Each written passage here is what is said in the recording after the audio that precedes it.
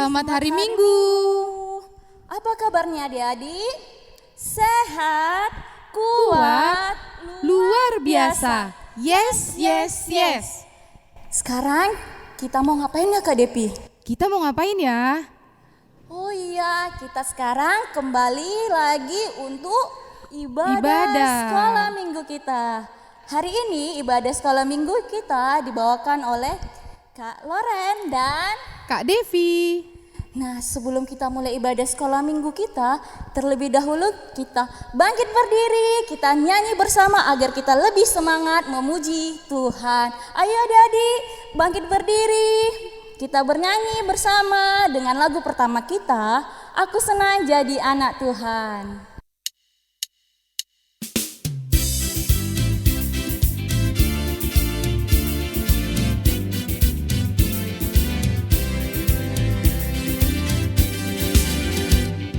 Aku senang jadi anak Tuhan, aku senang jadi anak Tuhan, aku senang jadi anak Tuhan gak boleh bohong.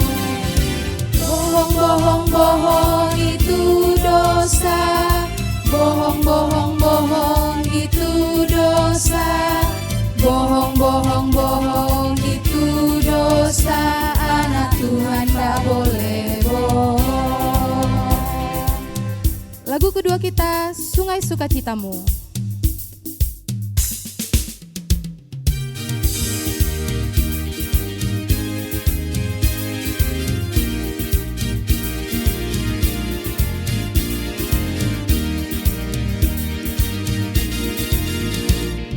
Sungai sukacitamu mengalir dalamku. Oh yes, yes, yes, yes. Anggur sukacitamu melimpah dalamku. Ku bernyanyi dan bersuka, pujimu di setiap waktu. Sebab sungai sukacitamu ada dalamku. Mengalir bersamamu, bersuka di dalammu, mengikutimu Tuhan dalam pergerakanmu, melayanimu Tuhan di dalam sukacitamu. Sebab hanya Tuhan yang membuat sukacitaku penuh. Lagu ketiga, Happy Yaya.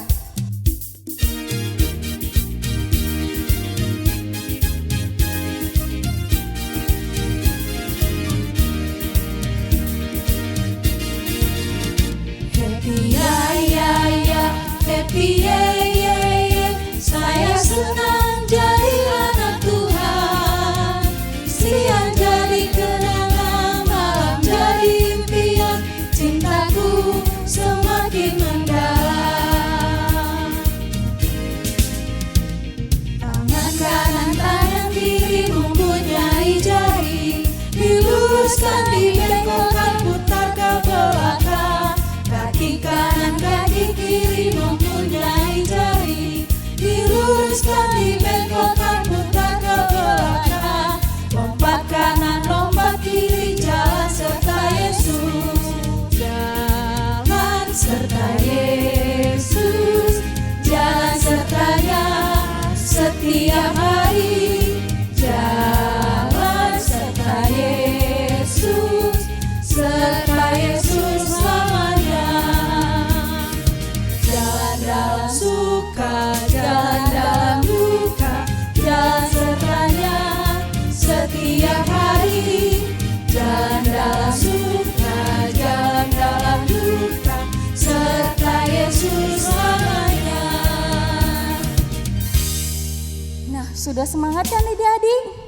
Nah, sekarang kita akan memulai ibadah sekolah minggu kita. Tapi, apa yang harus dipersiapkan ya Kak Depi sebelum ibadah kita dimulai? Apa ya? kita harus mempersiapkan hati dan pikiran kita, terutama kita harus mempersiapkan Alkitab dan buku ND Sekolah Minggu. Ayo adik-adik dipersiapkan buku ND Sekolah Minggu dan Alkitabnya. Sebelum kita mulai ibadah kita, terlebih dahulu kita berdoa dulu ya. Ayo siapkan hati dan pikirannya, kita bersatu di dalam doa. Ya Bapa, terima kasih Bapa atas berkat-Mu hingga pada hari ini, pada pagi ini kami kembali untuk memuji dan memuliakan nama-Mu. Ya Bapa, berkatilah ibadah kami ini, siapkan hati dan pikiran kami Bapa, agar kami penuh sukacita dan semangat untuk memuji dan memuliakan nama-Mu, mendengarkan firman-Mu, dan menghayat hafalkan titah-Mu ya Bapa. Ya Bapa, terimalah doa kami ini melalui anak-Mu Tuhan Yesus Kristus, Tuhan dan Juru Selamat kami yang hidup. Amin. Kita bernyanyi dari buku ND Sekolah Minggu nomor 92 ayat 1. Pasu-pasu Hami.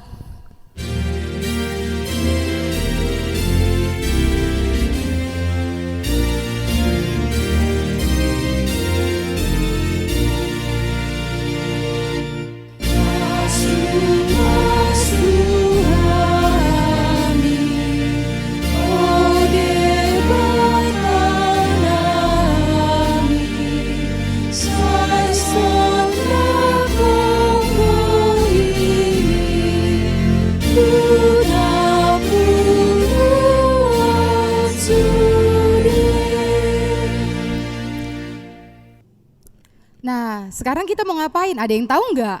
Kak Loren tahu nggak? Mau ngapain ya Kak Depi?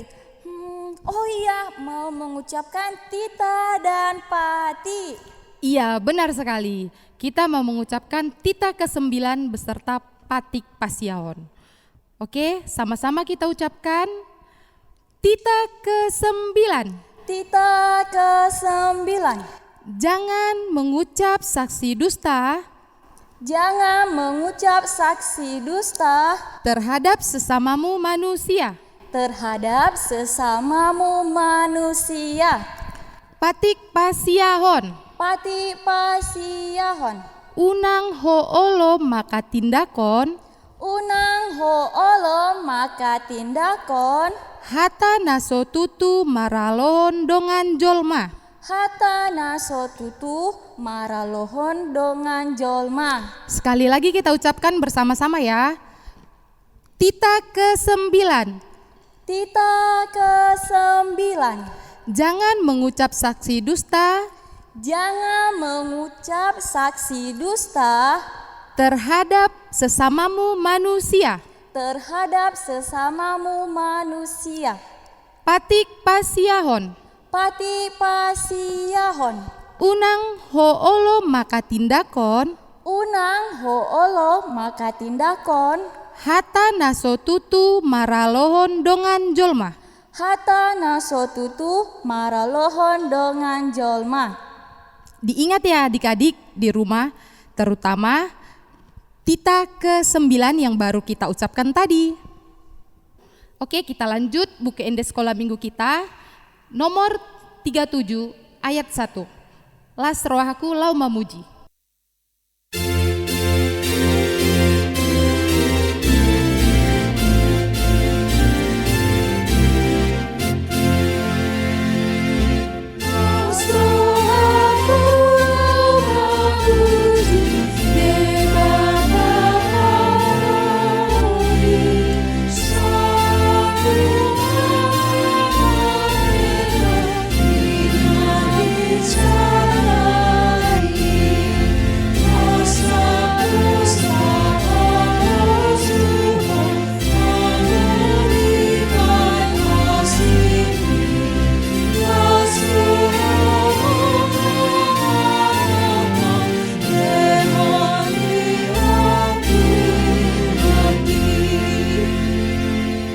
Sekarang kita akan mendengarkan firman Tuhan yang dibawakan oleh Inam Pendeta Sihotang. Ayo siapkan Alkitabnya, hati dan pikirannya. Kita akan mendengarkan firman Tuhan. Baiklah adik-adik sekolah minggu, kita sampai kepada pemberitaan firman Tuhan Kita berdoa. Terima kasih Bapa di surga buat kesehatan, penyertaan, kebaikan Tuhan yang kami terima sepanjang 1 minggu yang telah kami lewati. Sekarang Tuhan kembali berkenan memberikan kami waktu untuk beribadah lewat ibadah anak-anak sekolah minggu yang dilakukan dari gerejamu HKBP Teladan. Kiranya walaupun dalam bentuk ibadah online yang boleh kami berikan pada saat ini, biarlah ibadah kami boleh menjadi sukacita bagi semua anak-anak sekolah minggu, dan mereka juga boleh mengingat Engkau atas kebaikan dan penyertaan Tuhan. Sebentar kami akan mendengarkan firman Tuhan. Berfirmanlah, sebab kami telah bersedia mendengarkannya. Amin. Firman Tuhan pada minggu kali ini yang tertulis dalam Matius pasal ke-26 ayat 57 hingga ayat 68. Baiklah, Inang akan baca bagi kita semua, tapi Inang harapkan buat adik-adik di rumah buka Alkitabnya. Sesudah mereka menangkap Yesus, mereka membawanya menghadap Kayafas, imam besar. Di situ telah berkumpul ahli-ahli Taurat dan tua-tua. Dan Petrus mengikuti dia dari jauh sampai ke halaman imam besar. Dan setelah masuk ke dalam, ia duduk di antara pengawal-pengawal untuk melihat kesudahan perkara itu.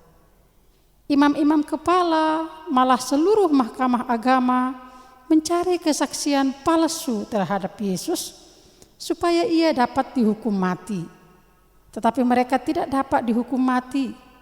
Tetapi mereka tidak memperolehnya walaupun tampil banyak saksi dusta. Tetapi akhirnya tampillah 2 orang yang mengatakan, orang ini berkata, aku dapat merubuhkan bait Allah dan membangunnya kembali dalam 3 hari. Lalu imam besar itu berdiri dan berkata kepadanya, tidakkah engkau memberi jawab atas tuduhan-tuduhan saksi-saksi itu terhadap engkau? Tapi Yesus tetap diam. Lalu kata imam besar itu kepadanya, demi Allah yang hidup, katakanlah kepada kami, apakah engkau Mesias, anak Allah atau tidak? Jawab Yesus, engkau telah mengatakannya. Akan tetapi aku berkata kepadamu, mulai sekarang kamu akan melihat Anak Manusia duduk di sebelah kanan yang Maha Kuasa dan datang di atas awan-awan di langit. Maka imam besar itu mengoyakkan pakaiannya dan berkata, ia menghujat Allah. Untuk apa kita perlu saksi lagi? Sekarang telah kamu dengar hujatnya. Bagaimana pendapat kamu? Mereka menjawab dan berkata, ia harus dihukum mati. Lalu mereka meludahi mukanya dan meninjunya. Orang-orang lain juga memukul dia dan berkata, cobalah katakan kepada kami, hai Mesias, siapakah yang memukul engkau? Demikian firman Tuhan. Adik-adik sekolah minggu, pernah enggak kalian melihat ada seseorang yang ditangkap? Ditangkap terus dibawa ke pengadilan. Terus dia akan dipenjara. Pernah? Biasanya kalau seseorang ditangkap lalu dibawa ke kantor polisi, itu karena apa, adik? Karena dia berbuat jahat kan? Iya? Iya dong. Mungkin karena dia ketahuan mencuri. Iya kan? Dia mau mencuri ke rumah seseorang. Terus ketahuan nih sama orang-orang di sekitarnya. Terus dia akhirnya ditangkap. Baru dibawa ke kantor polisi. Bahkan kemudian ada yang sampai di penjara. Ada kan adik Inang? Ada juga kan kalian pernah melihat atau menonton televisi, seseorang juga bisa ditangkap karena apa? Karena korupsi. Seorang pejabat nih yang biasanya dia duduk dengan tegap memimpin sebuah rapat, pakaian rapi dengan dasi yang lengkap, tapi kemudian suatu saat dia bisa ditangkap polisi, lalu dibawa dengan berpakaian sebagai seorang yang tersangka. Karena apa? Ternyata dia sedang melakukan tindakan kejahatan, yaitu korupsi. Kesimpulannya bahwa orang-orang yang jahat, orang-orang yang berbuat curanglah, orang-orang yang melanggar aturanlah yang akan ditangkap, yang kemudian dibawa ke kantor polisi, bahkan yang mungkin sampai dia di penjara. Ya, orang-orang yang jahatlah yang akan mengalami itu. Oleh karena itu adik Inang, gak ada kita yang mau kayak gitukan kan? Gak ada kan adik-adik sekolah minggu yang mau ditangkap terus rame-rame dibilang, oh yoi pukuli, matikan aja dia itu, matikan. Gak ada kan kalian yang mau kayak gitukan kan? Pasti gak ada lah. Kita ditangkap terus dibawa rame-rame, terus ada yang memukul, ada yang menendang. Wih, mana ada yang mau kayak gitukan ya kan dek? Nah makanya gak ada orang yang mau kayak gitukan. Berarti jangan melakukan pelanggaran. Jangan mau bertindak kejahatan. Supaya kamu tidak ditangkap dan diadili. Nah, berbeda dengan cerita ini yang kita baca tadi, di mana tadi? Matius 26 ayat 57 hingga ayat 68. Ini menceritakan tentang Tuhan Yesus yang ditangkap, kemudian dia diadili. Nah, pertanyaan, kenapa Tuhan Yesus ditangkap Inang? Emang apa salahnya? Karena tadi kalau seseorang ditangkap karena dia berbuat salah ya kan? Dia mungkin mencuri, dia mungkin merampok atau apalah kejahatannya. Sekarang Tuhan Yesus karena berbuat salahkah dia? Tidak. Ya adik Inang ya, ingat ya. Tidak ada satu perbuatan apapun yang salah yang pernah dilakukan Tuhan Yesus. Itu harus digarisbawahi dan harus diingat. Sekali lagi Inang bilang, Tuhan Yesus itu sama dengan kita. Dia menjadi manusia. Dia bisa menangis. Dia bisa merasa kecewa, rasa sedih. Bahkan Tuhan Yesus pernah merasa lapar. Tuhan Yesus juga pernah marah. Tuhan Yesus juga mengalami kematian. Dia mati disalibkan. Artinya sama dengan kita ya kan? Inang, anak-anak sekolah minggu pernah lapar? Pernah. Pernah marah? Pernah. Nanti suatu saat kita akan mati? Iya. Suatu saat. Karena gak ada manusia di dunia ini yang bisa hidup sampai selama-lamanya di dunia ini. Dia suatu saat akan mati. Artinya kita punya persamaan dengan Tuhan Yesus. Tuhan Yesus juga pernah rasa capek, dia lelah, lalu dia tertidur. Tuhan Yesus juga berdoa, seperti kita yang berdoa. Tuhan Yesus juga pernah makan, seperti kita yang mau makan. Tuhan Yesus juga pernah merasa haus, seperti kita yang merasa kehausan. Tapi ada yang membedakan kita dengan Tuhan Yesus, yaitu dia tidak pernah melakukan satu tindakan yang salah. Ya, Tuhan Yesus tidak pernah melakukan satu pelanggaran satu kali pun. Dia tidak pernah melakukan pelanggaran yang melanggar hukum Tuhan. Tuhan Yesus tidak pernah sekalipun dia berbuat dosa. Tidak pernah. Nah, itu yang membuat kita berbeda, yang menunjukkan bahwa Tuhan Yesus itu benar-benar adalah anak Allah. Nah, sekarang ceritanya tadi kita kembali ke cerita. Tapi Tuhan Yesus ditangkap Inang. Kalau kata Inang tadi gak ada pelanggarannya, gak ada dosanya, kenapa dia ditangkap? Nah, ini dia ceritanya.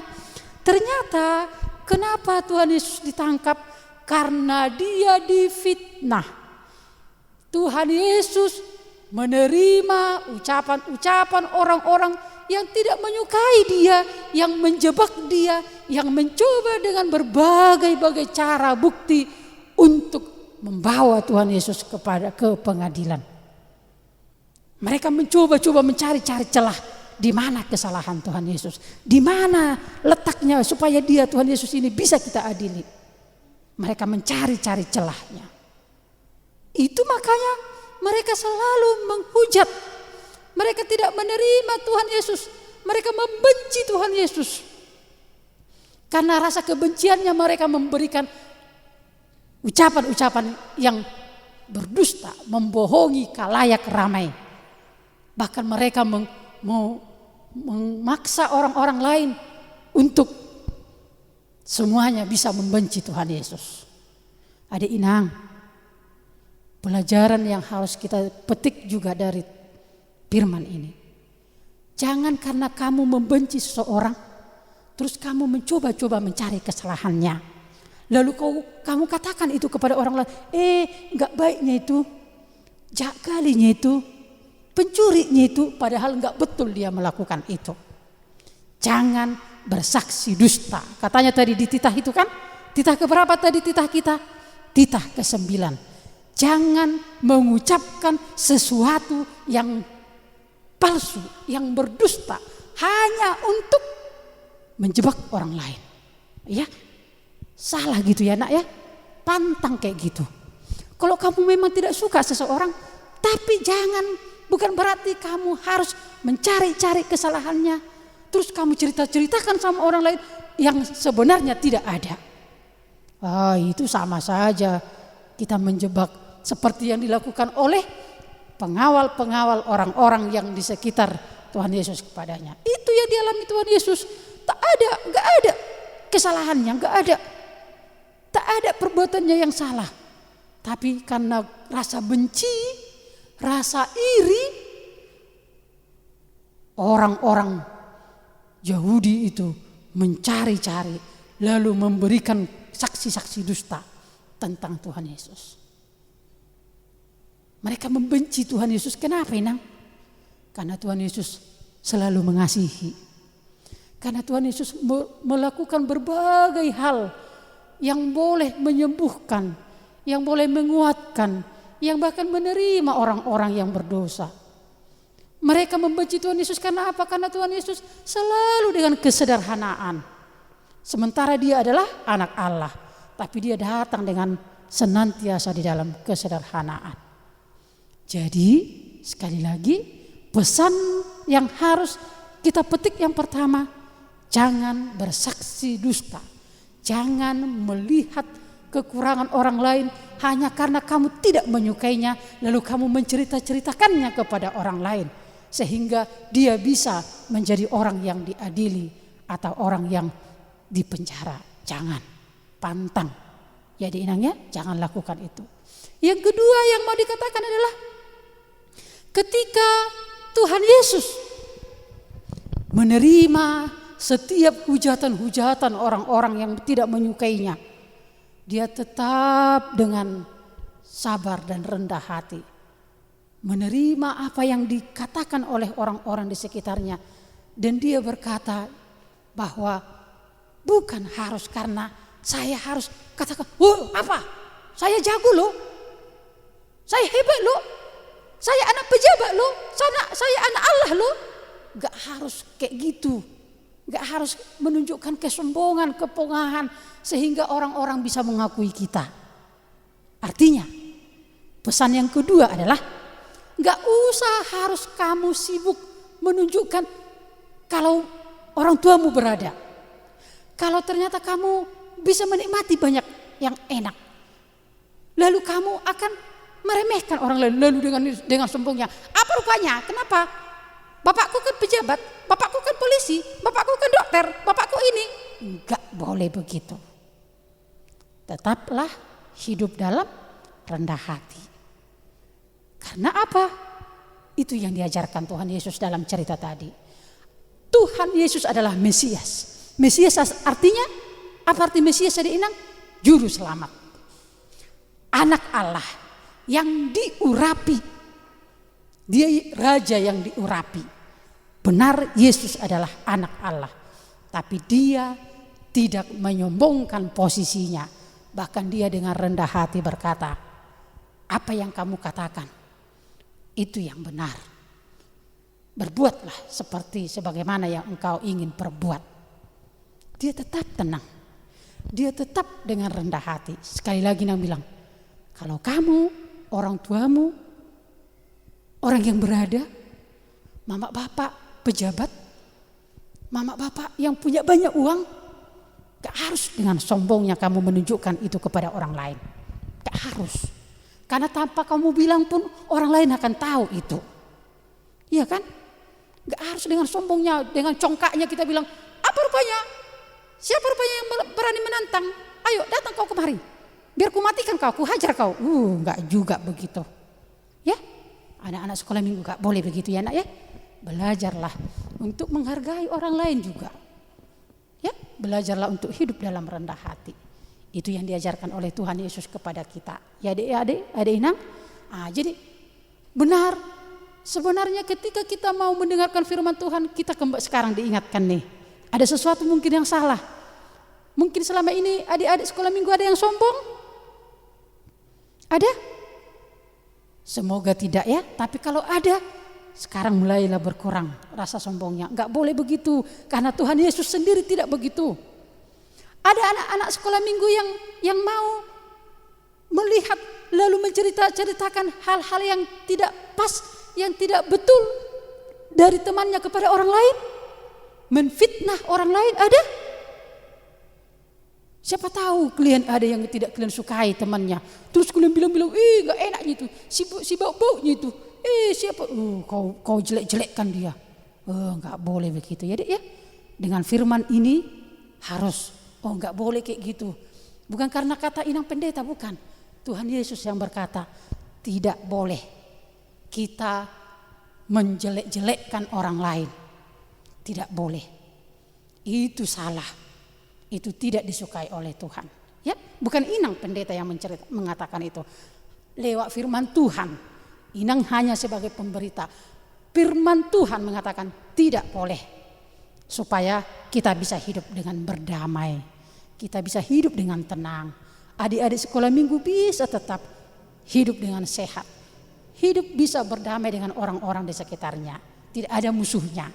Dia baikan sama semua orang ya. Oke adik Inang. Jadi di minggu hari ini pembelajaran yang boleh kamu petik itu, dua hal penting itu tadi harus kami hidupi. Dan ingatlah, suatu saat kamu akan menerima banyak hal yang baik ketika kita setia, ketika kita taat untuk mendengarkan dan melakukan firman Tuhan. Adik-adik sebelum Inang tutup, sebentar lagi gereja kita akan melakukan ibadah dengan tatap muka loh. Untuk anak-anak sekolah minggu nanti ya, tanya mama sama bapak, akan diwartakan dari gereja kita. Tanggal berapa Inang? Nanti Inang gak akan kasih tahu sekarang supaya kamu tetap mengikuti ibadah online. Tapi dalam tahun ini gereja kita akan melakukan ibadah anak sekolah minggu. Tatap muka, kalian datang ke gereja. Ya, di mana nanti tempatnya? Ada gedung serbaguna, ada sekolah, nanti diaturkan kakak-kakak guru sekolah minggunya. Oleh karena itu, yang Inang mau katakan, semangat. Ya adik Inang ya, jangan terbawa tertidur aja, jangan bawa malas saja, enggak. Apalagi nanti kalau kita sudah boleh hadir ke gereja, tapi memang tentunya harus mengikuti protokol kesehatan. Wajib pakai masker, wajib dia harus benar-benar jaga jarak. Iya, diatur nanti sama kakak-kakak guru sekolah minggunya ya nak ya. Ya, sabar ya. Nanti akan diumumkan dari gereja. Oleh karena itu, tetap semangat, jaga kesehatan, katakan sama orang tuamu. Kan ada kan kalian yang rindu kan ke gereja kan? Kita rindu nyanyi bersama kan? Apalagi sudah mau dekat Paskah. Masih adanya cari telur Paskah Inang? Karena itu Nanti guru sekolah minggunya umumkan mencari telur Paskah ada. Kapan itu? Nanti kakak-kakaknya akan memberitahukan kepada adik-adik ya. Sabar ya adik Inang ya. Sehat-sehat. Biarlah Tuhan senantiasa menjagaimu semuanya. Amin. Kita berdoa. Terima kasih Tuhan. Firman-Mu yang boleh mengingatkan kami, terkhusus anak-anak sekolah minggu, untuk kami boleh hidup di dalam menjaga dan senantiasa hidup melakukan firman-Mu, sehingga tidak ada hal-hal yang akan mendukakan hati-Mu yang boleh terlihat dari anak-anak sekolah minggu. Khususnya ketika kami senantiasa berharap agar kami diberi waktu lagi untuk boleh beribadah bersama-sama, kami yakin itu Tuhan Engkau akan anugerahkan kembali bagi kami dengan tetap kami menjaga kesehatan kami dan kami tetap hidup untuk di situasi yang normal yang baru saat ini, di mana kami harus benar-benar memperhatikan kesehatan kebersihan kami. Biarlah ya Tuhan, dengan segala sesuatu yang boleh kami lewati itu membuat kami lebih baik, membuat kami lebih bersyukur, membuat kami lebih dekat mengingat akan kebaikan Tuhan. Terima kasih, ibadah kami ini berkatilah, firman-Mu berkatilah, boleh menyapa buat adik-adik sekolah minggu di rumah mereka masing-masing. Terpujilah Engkau Tuhan yang baik. Amin. Iya, kita sudah mendengarkan firman Tuhan yang dibawakan oleh Inang Pendeta. Sekarang kita kembali bernyanyi, buka buku ende kita nomor 71 ayat 1 yang berjudul Lison Adong Hubuan Tuhan.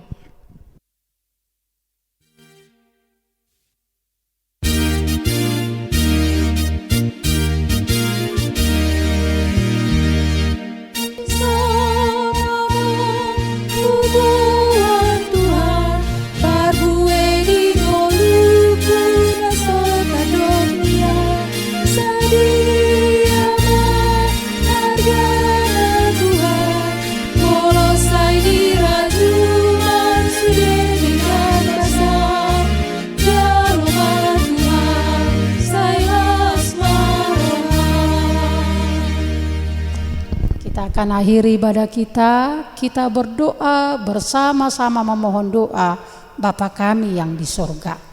Bapa kami yang di surga, dikuduskanlah namamu, datanglah kerajaan-Mu, jadilah kehendak-Mu di bumi seperti di surga.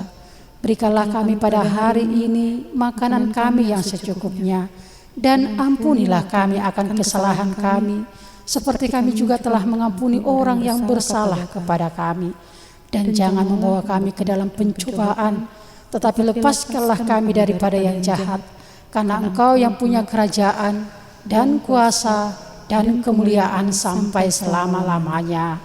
Amin. Anugerah Tuhan kita Yesus Kristus, kasih setia Allah Bapa dan persekutuan Roh Kudus, itulah kiranya yang menyertai hidupmu sekalian. Amin.